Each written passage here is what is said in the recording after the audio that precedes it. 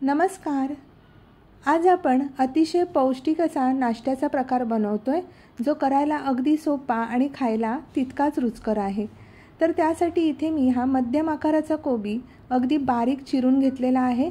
जर बारीक चिरता येत नसेल तर तुम्ही किसणीने किसून सुद्धा घेऊ शकता. आता यामध्ये मध्यम आकाराचा एक कांदा बारीक चिरून घातलेला आहे. कांदा नसेल घालायचा तर नाही घातला तरी सुद्धा चालू शकेल.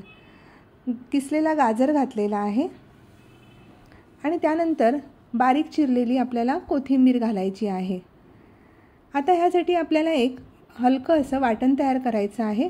तर त्यासाठी अर्धा इंच आलं, 3 हिरव्या मिरच्या आणि 5 ते 6 लसूण पाकळ्या घेतलेल्या आहेत.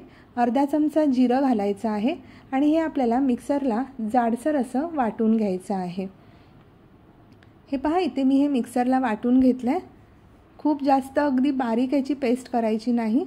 आता यामध्ये पाव वाटी इतकी भिजलेली चणा डाळ मी घातलेली आहे. 3 ते 4 तास आपल्याला चणा डाळ भिजवून घ्यायची आहे, ती यामध्ये घातलेली आहे.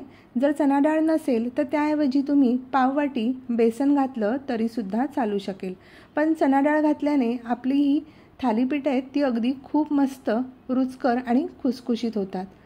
तर हे पहा, इथेही छान अशी वाटून घेतली आहे मी. खूप अगदी बारीक केलेली नाही, थोडी जाडसरच ठेवलेली आहे. तर हे सगळं मिश्रण मी आता ह्या ताटामध्ये काढून घेते. आता यामध्ये घालायचं आहे पाव टीस्पून हळद, 1 चमचा लाल तिखट घातलेला आहे. काश्मीरी लाल तिखट आहे हे. यामध्ये आपण मिरचीसुद्धा वाटलेली आहे त्यामुळे तिखट कमीच घालायचं. थोडंसं हिंग घातलेलं आहे आणि चवीप्रमाणे मीठ घालायचं आहे. आता हे सगळं मिश्रण हातानेच आपल्याला व्यवस्थित असं एकत्रित करून घ्यायचं आहे, मळून घ्यायचं आहे. ह्यामध्ये अजिबात आपल्याला पाणी घालायचं नाही, कारण कोबीला आणि कांद्याला पाणी सुटतं, त्यामुळे ह्यामध्ये अजिबात पाणी घालायचं नाही. तर हे पहा, हे सगळं मिश्रण असं मी व्यवस्थितरित्या एकत्रित करून घेतलेलं आहे. आणि त्यानंतर साधारण अर्धी वाटी इतकं मी तांदळाचं पीठ घातलेलं आहे. तांदळाचं पीठ आपल्याला बाइंडिंग करता घालायचं आहे, जास्त नाही. इथे मी अर्धी वाटीच घातलेलं आहे. जर तुमच्याकडे तांदळाचं पीठ नसेल तर त्याऐवजी ज्वारीचं पीठ किंवा बाजरीचं पीठसुद्धा तुम्ही घालू शकता. खूप छान अगदी खमंग थालीपीठही होतात. हे पहा, यातलं हे पीठ उरलेलं आहे. मी अर्धी वाटीच तांदळाचं पीठ वापरलेलं आहे. आता छान असा गोळा मळून आपला झालेला आहे. आपण करायला घेऊयात. तर इथे मी हा नॉनस्टिकचा तवा ठेवलेला आहे. तुम्ही लोखंडी तव्यावर सुद्धा हे करू शकता. हलकं असं तेल लावायचं आणि इथे मी हा गोळा घेतलेला आहे, हे पहा. आणि आपल्याला हा तव्यावरच असा थापून घ्यायचा आहे.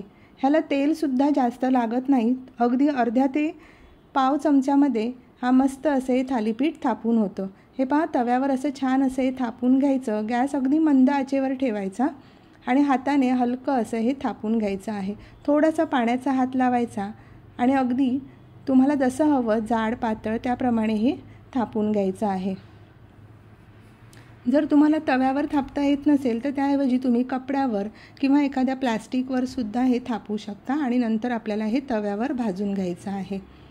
तर हे पहा, उलटपलट करून दोन्ही बाजूने आपल्याला हे छान असं खरपूस सोनेरी रंगावर भाजून घ्यायचं आहे. तुम्ही पाहू शकता किती मस्त असं हे भाजून झालेलं आहे. रंगसुद्धा किती सुरेख आलेला आहे. काढून घेते एका प्लेटमध्ये.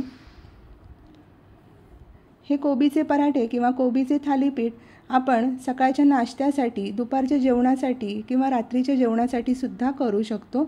अगदी छान हलके फुलके होतात. तसं पण मुलं भाज्या खायला कंटाळा करतात आणि त्यातल्या त्यात कोबी खायला तर अजिबातच मागत नाही. तर अशा प्रकारे करून दिलं तर नक्की अगदी आवडीने खातील. हे पहा, छान असं हे आपलं दुसरंसुद्धा थालीपीठ करून झालेलं आहे. दोन्ही बाजूने मस्त मी हे भाजून घेतलं आणि हे काढून घेते.